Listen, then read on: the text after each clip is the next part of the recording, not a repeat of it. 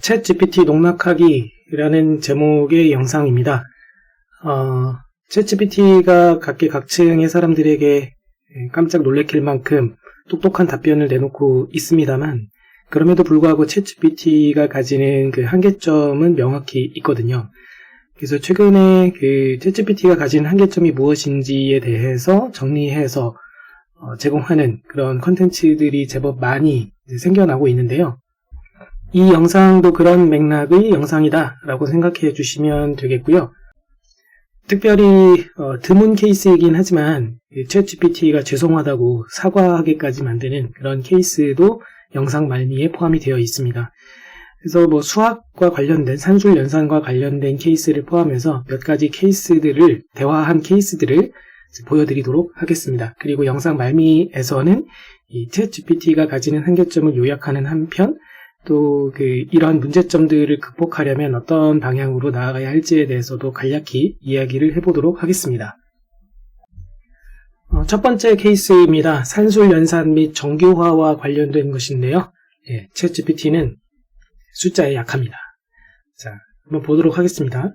이 PI라고 되어 있는 게 사용자가 입력을 한 것이고, 밑에 초록색 아이콘 옆에 있는 게 챗 GPT가 답변을 한 내용이 되겠습니다. 지난주 목요일에 친구한테 2만원을 빌렸는데 일주일 뒤에 갚으래. 언제까지 갚아야 될까? 지난주 목요일은 3월 23일이었습니다. 사실은 제가 이 질문을 할 당시는 4월 중순이거든요.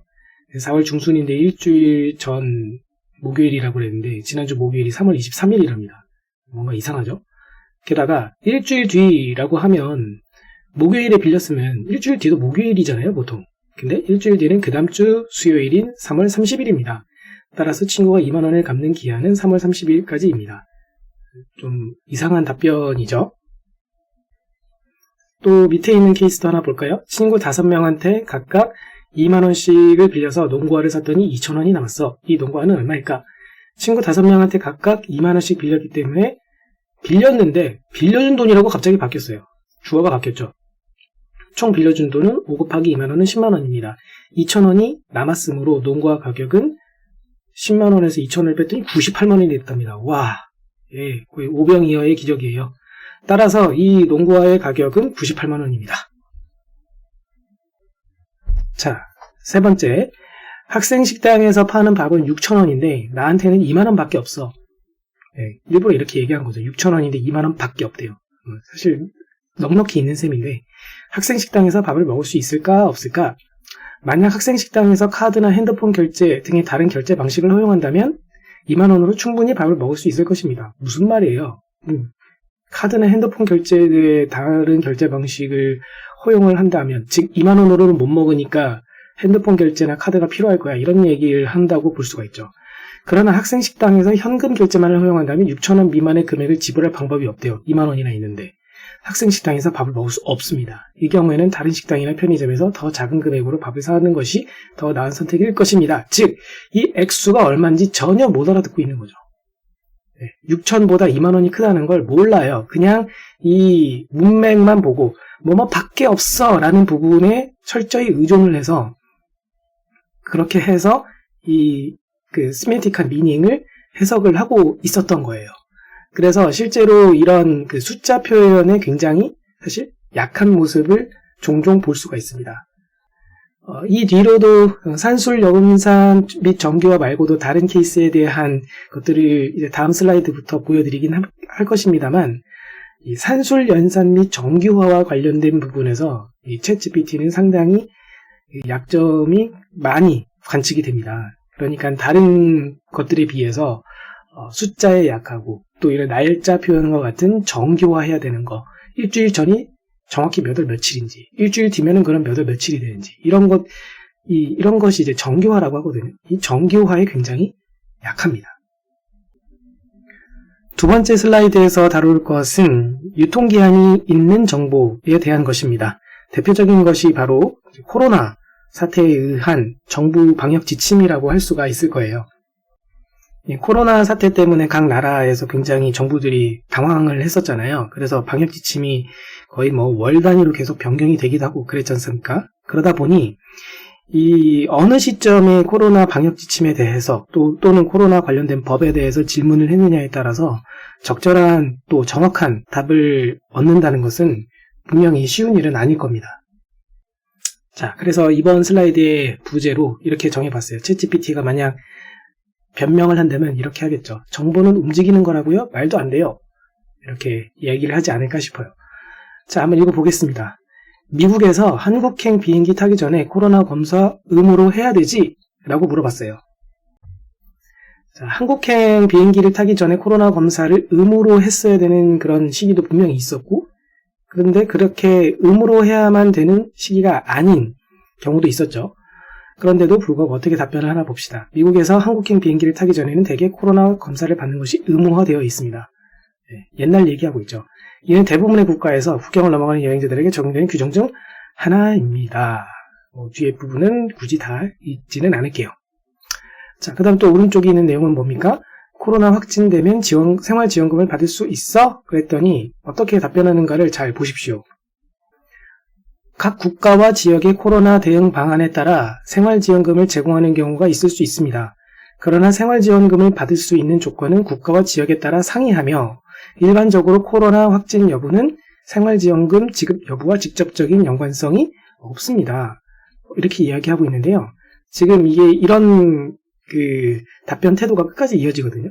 자, 한국 얘기가 드디어 나오긴 합니다만 잘 보세요. 예를 들어 한국에서는 지역별로 생활지원금을 제공하는 정책이 있습니다. 하지만 이 경우 생활지원금을 받을 수 있는 조건은 소득 수준이나 가구 구성원 수 등과 같은 다른 기준에 따라 결정됩니다.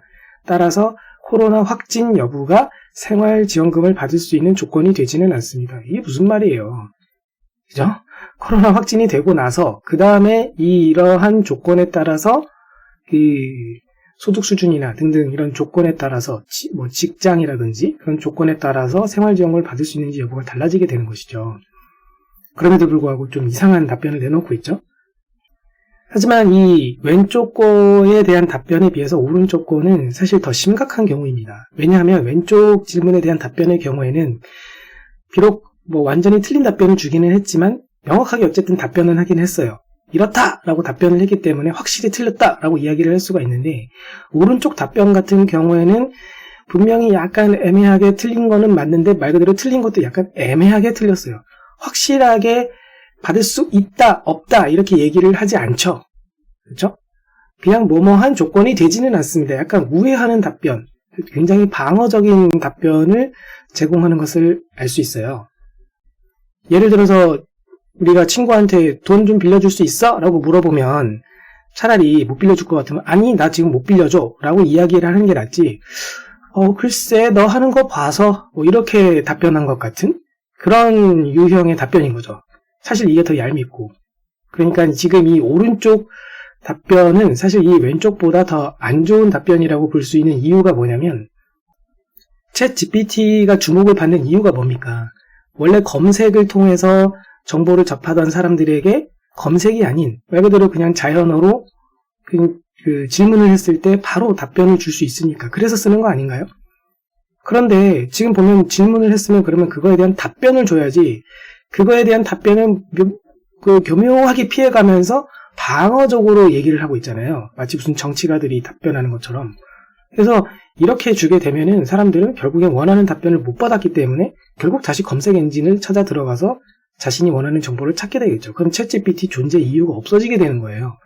그래서 틀리더라도 왼쪽과 같이 명확하게 틀려줬을 때, 그때 비로소 이제 더 나아지는 올바른 답변을 주려면 어떻게 해야 되는가, 이런 부분들이 개선이 가능할 건데, 이 오른쪽과 같은 방향으로 만약 챗GPT가 발전을 하게 된다면, 즉 질문을 하는 족족 굉장히 일반적인 답변, 이거에 대한 정확한 지식이 없어도 제3자도 그냥 아무나 할 수 있는 이런 답변을 제공하게 되면 챗GPT는 앞날이 어둡다라고 볼 수가 있죠.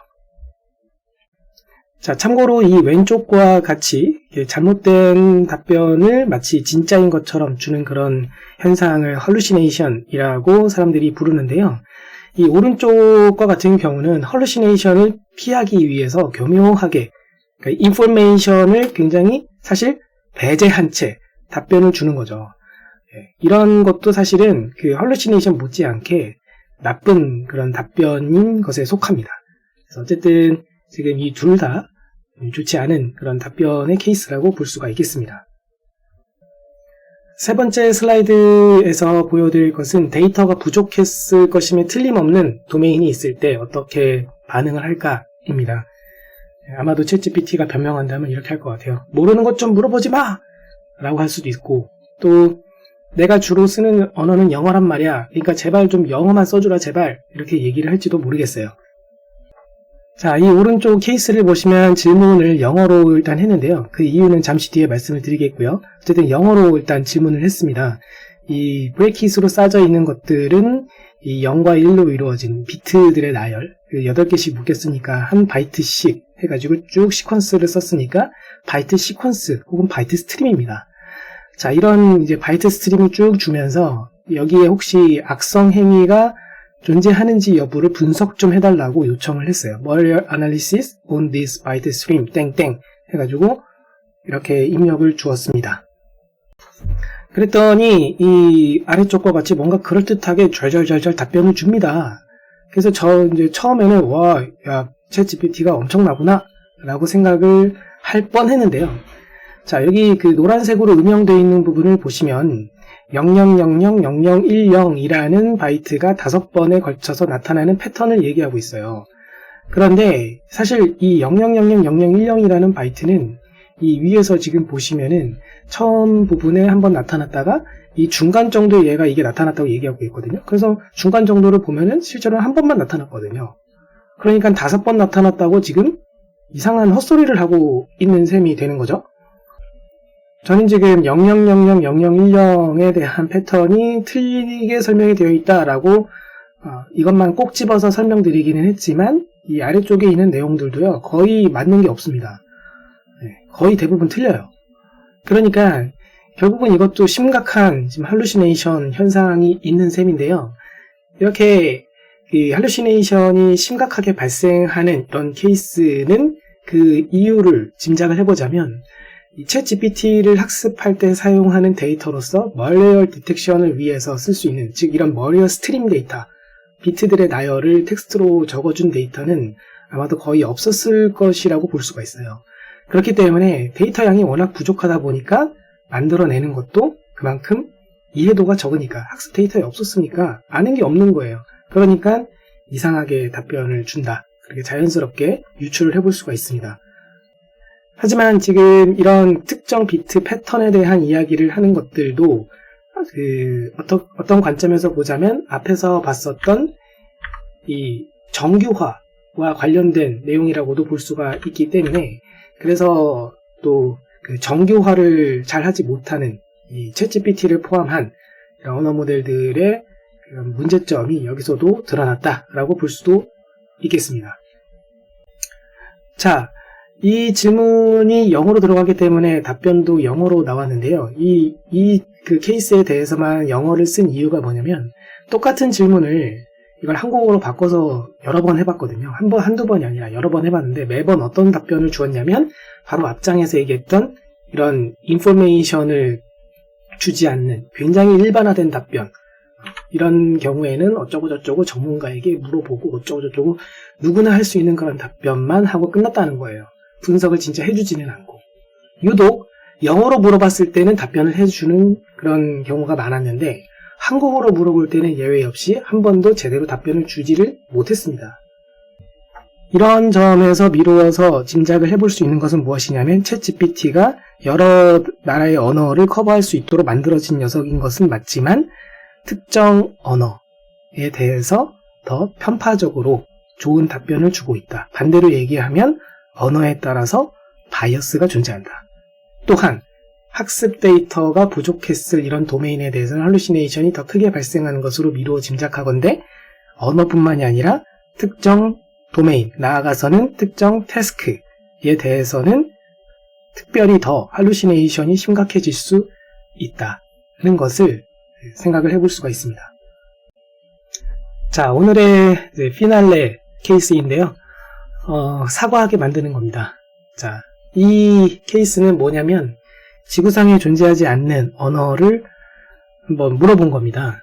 그래서 챗GPT가 만약 이런 질문에 대해서 잘못 답변한 거에 대해서 변명한다면 이렇게 하지 않을까 싶어요. 이제 모르면 모른다고 하면 되는데 아는 척 하는 거죠. 난 모르는 게 있으면 안 돼요. 챗GPT니까요. 자, 대화 내용을 보도록 하겠습니다. 화성어의 자음 목록을 보여줘. 화성어가 존재한다고 가정을 하고 질문을 하고 있죠. 이러면 이 문맥에 따라서 그냥 가정을 같이 하고 들어갑니다. 이때부터 이미 말려든 거죠. 챗GPT는 저의 질문에 말려든 겁니다. 아직까지는 화성어의 자음 목록이 명확하게 밝혀진 것이 아니래요. 그렇답니다, 여러분. 화성 대기에서의 음향적인 특성이나 화성어 발음 규칙 등을 연구하는 연구자들은 화성어의 자음 목록을 조사하고 있대요. 그래서 정확히 발표된 바는 없대요. 그래서 그런가 보다, 그렇게 얘기할 수 있겠네 해가지고 지구를 화성어로 읽어줘 했더니 이렇게 답변을 합니다. 지구를 화성어로는 DHU라고 발음합니다. 뭐지? 싶습니다. 이건 뭘까요? 자, 어쨌든 DHU라고 발음합니다.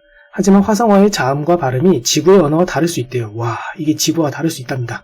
저는 읽을 수 있는데 이거 DHU라고. 이는 화성어로 정확하게 읽힐지는 확실하지 않습니다. 하지만 이거는 중국어였습니다. 그래서 제가 다시 한번 물어봅니다. DHU는 화성어가 아니라 중국어 아니야? 네, 맞습니다. 제가 이전 답변에서 실수를 범하여 중국어에서 지구를 뜻한다는 DHU를 언급하였습니다. 죄송합니다. 예, 사과하고 있네요. 현재까지 화성어의 언어체계나 단어 목록이 확립되어 있지 않아 지구를 화성어로 정확히 번역하는 것은 불가능합니다. 네, 그 뒤로도 사실은 제가 무엇을 가정하고 물어보느냐에 따라서, 즉 할루시네이션을 위해서 할루시네이션을 가정하고 질문을 하게 되면 할루시네이션이 더 증폭이 돼요. 이런 현상이 있습니다. 그래서 내가 모르는 게 있으면 안 된다라고 가정하고 나는 다 알아 라고 가정하고 마치 답변을 하는 것 같은 그런 스탠스를 취하고 있는 모습을 볼 수가 있어요. 이 외에도 재미있는 케이스들이 더 많이 있기는 합니다만 몇 가지 케이스들만 좀 뽑아서 보여드렸고요. 지금까지 보여드린 케이스에 대한 고찰을 해보았습니다. 우선 산술 연산이나 정교화에 매우 취약합니다. 이러한 종류의 에러는 굉장히 자주 관측이 됩니다. 쉽게 다시 재현이 가능하실 거예요. 반면에 그 데이터가 부족했었던 도메인들에 대한 것들은 지금 현재 할루시네이션이 극대화되는 모양을 보이는데, 바꿔 얘기하면 데이터가 충분히 나중에 확보가 되면 문제가 좀 줄어들, 그런 문제가 되는 케이스들이 줄어들 가능성이 있다라고 볼 수가 있죠. 또한 유통기한에 민감한 정보들에 대해서도 역시 할루시네이션이 자주 관측이 되는데요. 이런 부분들에 대해서는 자기가 틀렸다는 것도 몰라요. 사과조차 하지 않습니다. 그래서 이런 경우에 대해서는 이 챗GPT가 거의 1단위로 혹은 주 단위로 계속해서 인크리멘탈하게 학습이 되면서 릴리즈가 이루어지는 그런 방식이 가능해졌을 때 비로소 이 문제가 해결이 되지 않을까 그렇게 생각이 됩니다. 자, 그리고 영어 및 라틴어 계열 이외의 언어에 대한 디스어드밴티지가 있다라는 것을 짐작을 해볼 수가 있었는데요. 챗 GPT가 한 개의 슈퍼모델로서 모든 문제를 해결하려고 나온 것은 맞습니다. 오픈 AI가 그런 원대한 목표가 있죠. 하지만 그럼에도 불구하고 챗 GPT라는 슈퍼모델을 써보면 각 언어, 문화권, 도메인, 태스크별로 특화된 모델을 만드는 것이 반대로 중요하다는 것을 알 수가 있습니다.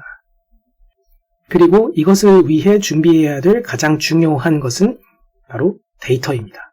만약에 내가 어떤 특정 언어에서만큼은 더 잘하는 것을 만들고 싶다. 그러면 해당 언어에서 데이터를 잘 모으면 됩니다. 특정 문화권, 도메인, 태스크도 다 마찬가지입니다. 이것은 벌트 언어 모델 계열뿐만이 아니라 GPT 계열 언어 모델들을 사용하는 최근 연구들에서도 다 동일하게 언급하고 있어요. 데이터를 확보하는 것이 제일 중요하다는 것을 모두가 함께 인정을 하고 있습니다. 자, 이런 상황임에도 불구하고 챗GPT가 사회적으로 큰 이슈 그리고 파장을 몰고 오고 있는 것이면 분명합니다. 그러다 보니 챗GPT를 여러 가지 서비스에 플러그인 할 수 있도록 하는 것들이 있는데요. 사실 이것이 정말로 수익 모델로서 보급 확대가 될 수 있을지는 그 가능성은 미지수입니다. 왜 그러냐면 앞서 말씀드린 것처럼 산술 연산이나 정교화에 여전히 취약하거든요. 이건 챗 GPT만 그런 게 아니라 언어 모델 계열은 공통적으로 다 이런 부분에 약합니다. 수학에 특화된 언어 모델도 나온 적은 있습니다만 그 모델조차도 산술 연산이나 정교화 부분에서 아직 갈 길이 멀어요. 하물며 챗 GPT가 지금 이런 산술연산이나 정교화에 완벽할 리가 있겠습니까? 굉장히 취약한 모습을 보이고 있어요. 그런데 그러한 챗GPT를 가지고 대화 시스템, 챗봇을 만들 때 플러그인을 하겠다? 글쎄요. 아주 단순한 거. 몇 가지 케이스, 손에 꼽는 케이스들에 대해서만 서비스 제공하면 되는 거. 그런 것들은 가능할 수도 있어요. 그런데 보통은 값의 정교화가 필요한 게 많거든요. 하다못해 책을 빌린다든지, 피자를 시킨다든지, 그런 경우에는 주소도 인식할 수 있어야 될 뿐더러, 그리고 시간이라든지, 그리고 날짜라든지, 금액이라든지, 이런 거 다 정교화가 가능해야 되잖아요. 그게 안 된다는 거죠, 지금 현재로서는. 그러니까는 이 플러그인으로서 그 수익 모델 서비스의 보급이 과연 제대로 확대가 될 수 있을까? 그 부분은 아직은 미지수라고 볼 수가 있을 것 같습니다. 자, 할루시네이션이 이제 분명 좋지 않은 현상임은 분명하죠. 하지만 인포메이션을 일부러 누락시키는, 그래서 굉장히 방어적인 답변을 제공하는 것 또한 나쁜 현상입니다. 오히려 더 나쁜 현상이라고 볼 수가 있어요. 그렇다면 결국은 할루시네이션을 잘 해결할 수 있도록, 즉 이것에 대한 완벽한 제어가 이제 가능해져야 되는데요. 이것이 정말로 가능할지는 미지수입니다. 이것에 대한 해법으로서 사람들이 이제 데이터도 많이 필요하다라고 이야기는 하지만 결국에는 할루시네이션이 왜 발생했는가 정확히 그 이유를 알아야만 하거든요. 그래서 소위 말하는 EAI, Explainable AI라는 그 분야로 사람들이 많이 연구를 해오고 있었는데 이러한 기술들이 더욱 많이 발전을 이루어서 언어 모델에 대한 할루시네이션 현상을 극복하는 데 일조를 할 수도 있을 것 같습니다.